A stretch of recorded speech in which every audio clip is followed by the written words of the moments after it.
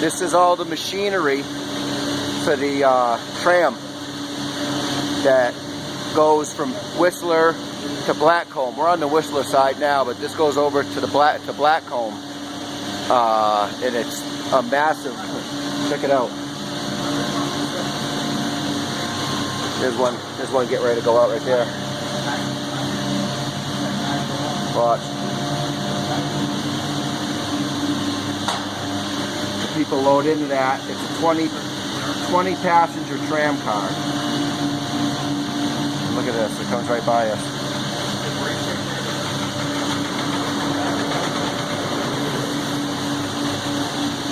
So we're allowed to be up here. You can come up here and walk up here and check out all the machinery and all the gears and how it works and everything. Look at this. Yeah, you get that. That's interesting though.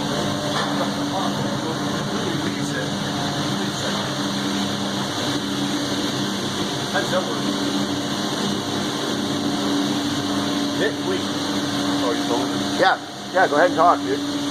I don't know. What eviction drive did you use? It comes off the cable at some point and then it picks it back up again. Yeah, but where does it pick it up? That's a good question. So I'm going to walk down and watch them out. You see this right here, you guys?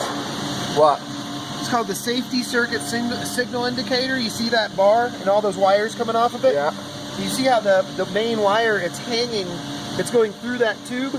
That tube is digitally checking that wire probably constantly to make sure there's no problems. See how there's all the wires and all the shit That's right. going into that black tube? Yeah, see if there's any imperfections. I bet it does. I bet it could sense like heat, probably a heat thing. Anything wrong with it? Did they get this? Watch out. So it can go put 2,050 people back and forth between the peak each hour. The fastest lift, the peak-to-peak tram. What size is the backup motor? 380 horse. Wow, what size is the main motor? 885 horse. How long is the drive shaft? 11.55 meters. Wow. Oh, that right there, the silver cabins there, that tram right there, is a glass bottom tram.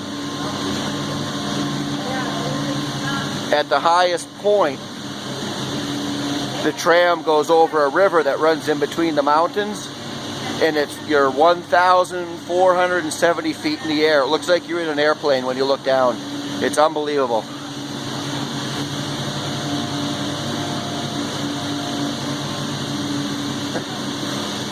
Welcome to Whistler.